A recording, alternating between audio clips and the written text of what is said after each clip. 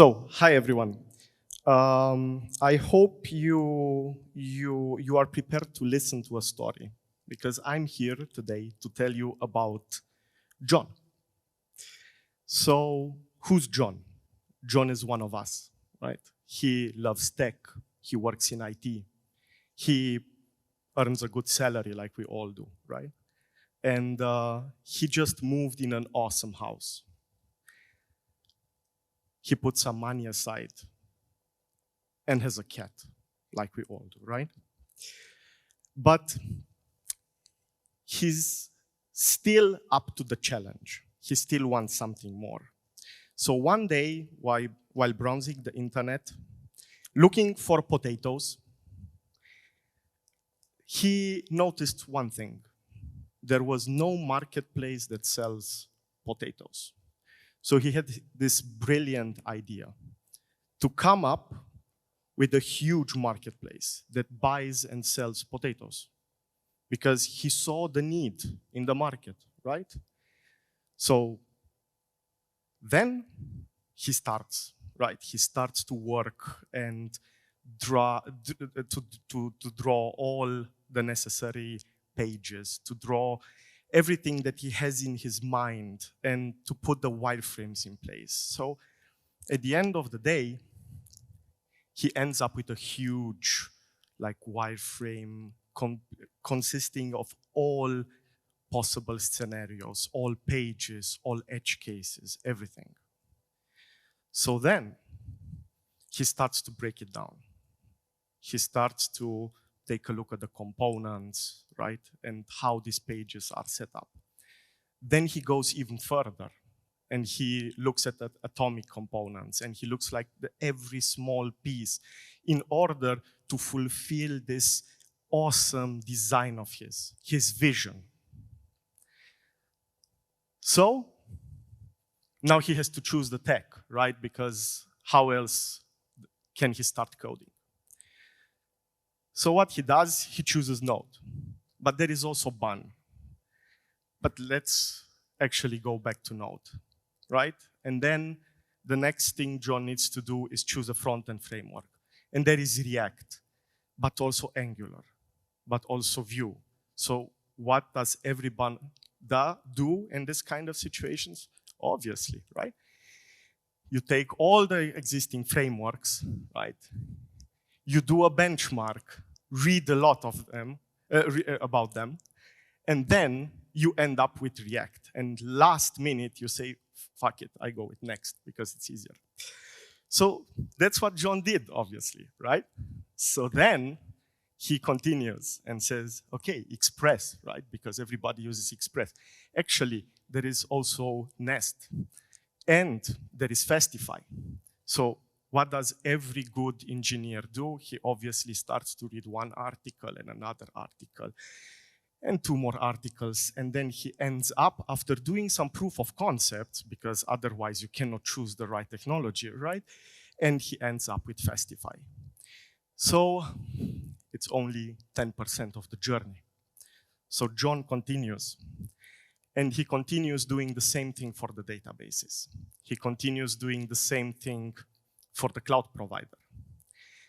And at the end, one eternity later, he ends up with a final stack, right? The first step is done.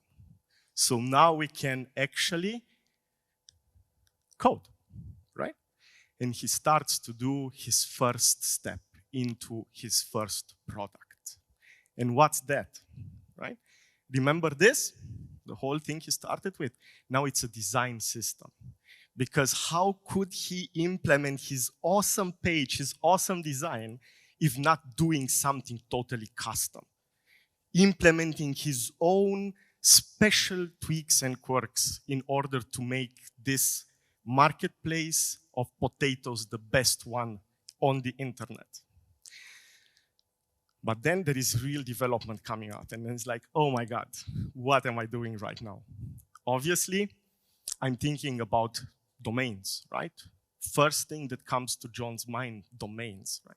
We have the vendors that sell potatoes. We have the clients that buy potatoes. So we need separate domains for them. We need special pages for them. We need whole applications that facilitate all the functionality that they need. Right?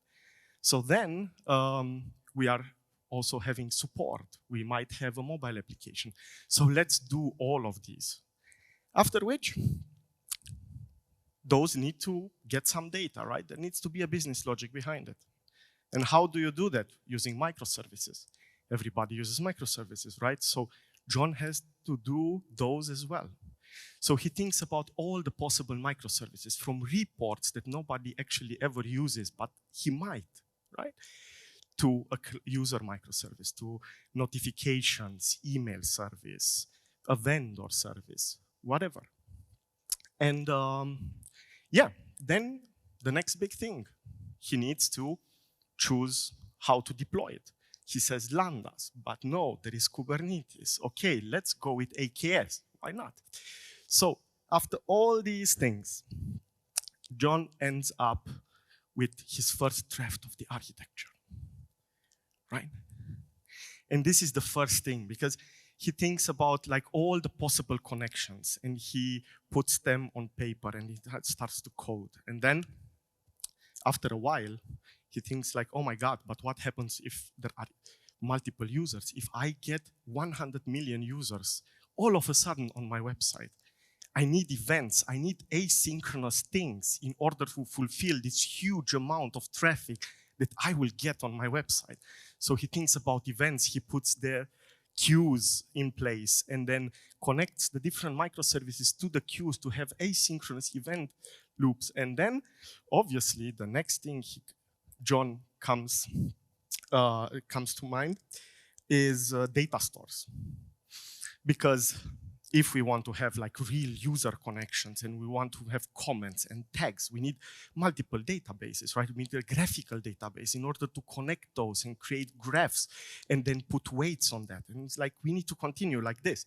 And then after a while, he says like, oh my God, but if I have so many users and I will have so many vendors and so many clients that buy, I will definitely need also a recommendation engine, and I will need to put AI in it, right? Because we all do that. So he thinks about Elasticsearch and weighted searches. So he creates this huge thing. He caches different services because obviously you want to decrease the latency of each call, right? And he ends up with this whole thing. But he needs to code it actually. And 2 eternities later, right? He's done. Finally. Awesome, right? John has his first product. Applause for John. Woo! Yes. But 1+ years have passed, right? You didn't see it, but down there on the slider, there was a little guy, and you saw the time passing. Because at the end of the day, when John looks right now on the internet, he starts to see there are competitors out there. Maybe not the same feature set. Maybe his ideas are still a little bit better. But at the end of the day, there are more and more. And the question is, did John mess up? Right? Did he mess up? And it depends, right? Why? It depends because there is this thing that everybody should know, right? Which is a product lifecycle. And this is the classical one. I would call it like introduction to market or market field, scale up, maturity, and sundowning. But everybody has his own terminology. So looking at this, we noticed one thing, that coding is a craftsmanship, but building products is a journey. And this is the first thing I want you to take home with you. Because if we look at coding itself, right, it's a craftsmanship. It's like the most common craftsmanship is woodworking, right? Everybody knows a woodworker, and that woodworker needs to like really know what they need to do and not mess up. Every inch is problematic. They need to have the whole scheme already pictured in their head in order to start something, right? On the other hand, a journey, product development, you never know what's coming towards you, right? What you might get tired, right? You might twist your ankle. You might get to a path that's not on the map. You will always need to readapt, and you will never know where your next step will bring you. And this is the first thing that John had to learn. And because every story has a twist, right? There is a twist as well. And that is, let's imagine that John is actually not John. Let's imagine that John is a big enterprise with 500 plus million euro revenue a year, over 2,000 employees. And John itself is not a one-person guy, but he is actually a team of 15 plus people, including product owners, including designers, including developers, including testers. And as you might guess it, right? Yes, we were John. So at some point, one of my teams and I got to exactly the same situation. We got to a point where we focused so much on building technology that we forgot to build products. And what we noticed is that we had that much time left to get the curve, right? We had so little in order to really go to market with something that our competitors didn't have. So what can we do is first admit one important rule, and that's the second thing I want you to take home with you, is small or big do often the same mistakes with different consequences. If you're John, then you maybe lose some time, maybe you didn't do extracurricular things, or didn't go, I don't know, skating once in a while. But if you're a big company, you waste millions. You waste millions, you waste people times, you break marketing strategies. So by doing the same mistakes, you have a totally different impact. So this is important to understand that either it's one person doing something in his garage, or there is a 10K company that brings every 2 years a product to market. We all do the same mistakes, and we need to learn from them and progress. So how did we fix it? So evolutionary architecture to the rescue. So evolutionary architecture is a term that most of you should already be familiar with. It started with the CTO of ThoughtWorks. She had a great talk about her vision of evolutionary architecture. So what it means is basically do not start building everything as it might need to look like in the future, but start things slowly and do increase and improve your architecture. So there is a nice quote that I wanted to share with you that basically describes evolutionary architecture is first do it, then do it right, then do it better, right?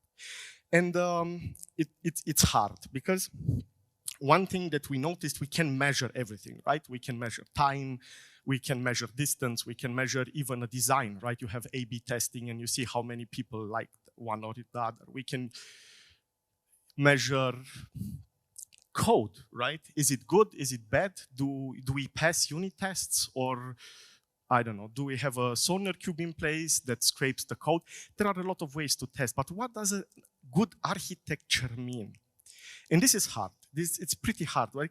Because obviously an architecture needs to change, right? If you say that architecture, a good architecture means that we don't change it over time, it's wrong, because it needs to change over time. So there is one measurement unit that is important when it comes to architectures. And it's cost of change. Because architectures are measured in the cost of change. As lower the cost of change of an architecture is, as better that architecture is, right? So in order to keep this cost of change low, meaning we can easily change things, we need a way to do it. We need a framework, right? And we need to take decisions every day, every step of the way. So this framework I want to share with you is a pretty straightforward one. It's used by AWS, and it's called a one-way door and two-way door decisions. So one-way door and two-way door decisions are basically the ones where you can come back from and you can recover from, and others that you cannot recover from, right? If you say, I have, I don't know, a user management, and you say, I use this user management to via Cognito in AWS, it's a one-way door decision. You cannot go back. You cannot change your user pools anymore. You cannot do anything. You're stuck with that, right? If you say, I do a fast architecture, function as a service, and then you choose one of the functions, like, for example, I don't know, AWS Lambda, then you will never be able to deploy this thing in another infrastructure, right?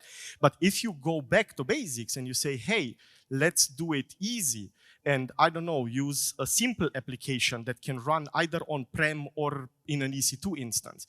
If you say, I do a user management via a database or OpenAM that is open source, so then the whole thing changes. You are able to go back. The cost of change is not that big anymore. And this is really important. There are 3 articles that are pretty good, and I would suggest for you to read them, and that describe this kind of framework. So that's what we did.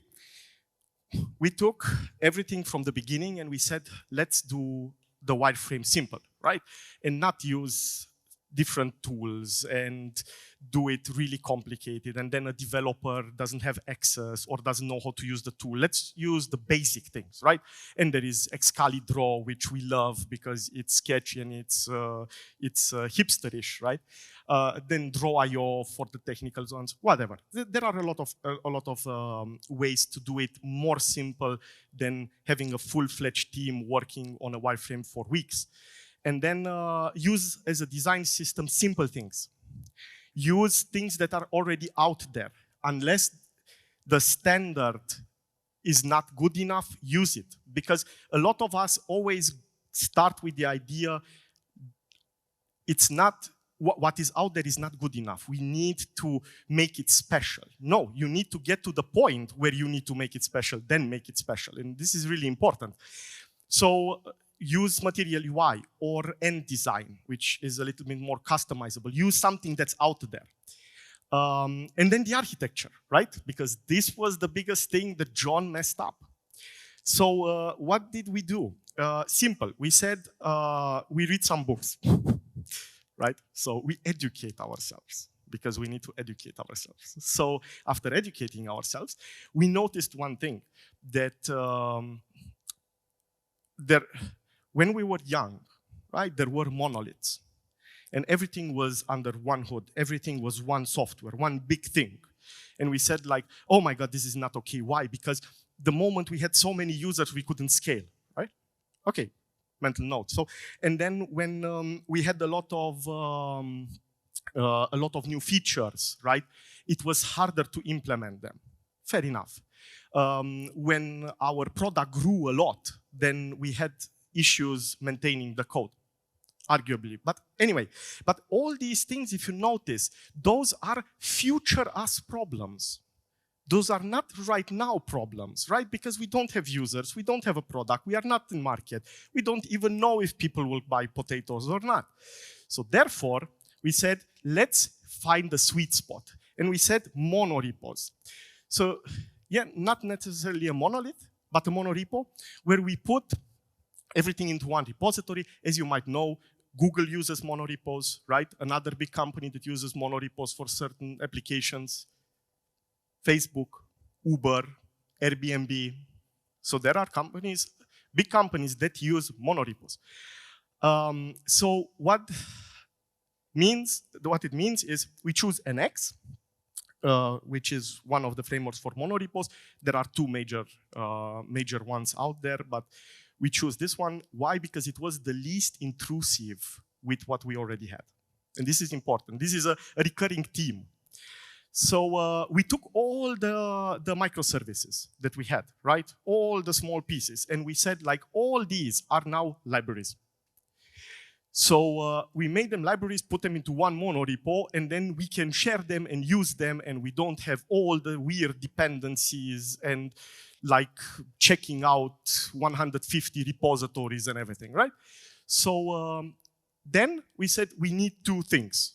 We need an SPA, a single page application for the front end that interacts with the client, and then we need a BFF, backend for front end, right, that interacts with the server, the databases, right? And basically has the business logic. And we don't want to make it more complex or more complicated. So what we did, we said React and Express, are those the best ones? No, right? There are for sure better choices. But those are the ones, if you look, that are the widest spread within the IT community. So the moment we encounter any kind of issue, it was the easiest for us to look it up and find at least other 10 that had exactly the same issue, right? We could have chosen a more hipsterish way of implementing it, but then we need the time, we need to count also the time of discovery, the time of finding out that weird situations. We were the ones that write the first post, right, on Stack Overflow. We chose something that already had posts on Stack Overflow. So then we said S3 and Elastic Beanstalk. Why Elastic Beanstalk? Because we are nerds and we wanted a little bit of control, so we didn't go with App Runner, but we will most probably change that in the next month. So we deployed that. S3, you see single page application, no next, no server-side rendering, nothing, right? A simple application that gets deployed statically in S3, and then it's served through a CDN. And to do that easily, we used the Magic 4, the Fantastic 4, right, from AWS, using code commit, code build, code deploy, and code pipeline to really put in place a deployment pipeline in about half an hour. Through clicks. Infrastructure as code, a problem of future us, right? Let's hit that scale where we need it, and then we implement it. So as a database, we choose the basic one, Postgres RDS, because we don't want to overcomplicate ourselves. Can we build everything in a relational database? Yes, we can. Do we need graphical databases? Do we need document databases? Maybe, but not right now. And we came from this to this, right? And this was a huge change. It made us basically go from 12 repos to 1, which is huge, right? For the developers here, it's huge. Right? You don't need so much overhead when trying to push, I don't know, a message from the front end to the back end, right? And we had 4 learnings out of it. So no Git submodules, because Git submodules are evil, right? That's one big learning. The second one is no multiple databases. You don't use multiple databases because not necessarily the fact that you need to deal with different connections is the problem, but the discussions where to put the data in is much harder. Less costs, complexity costs. And it costs, the highest cost of complexity is time. Even if you can manage to keep your costs down, spot instances, you do certain pipelines, you shut down your infrastructure overnight. You have a lot of ways to deal with that. But at the end of the day, the highest cost of complexity is time. And the most important asset when bringing a product to market is time. So you need to correlate them. And faster feature development, which is a no-brainer, right? As less complexity we have, as faster we can bring something to market. And yeah, did we find the best architecture? I have 22 seconds and I will try to wrap it up. Did we find the best architecture? Not even that. I would say not at all. Not at all, right? For sure, there are a lot of you that have had similar situations and a much better outcome, right? But what we did is basically we found,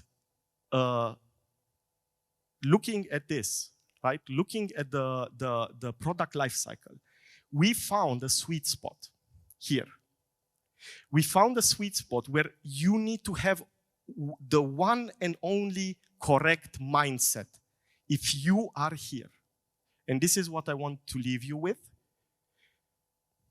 Perfect is the enemy of done. Thank you all.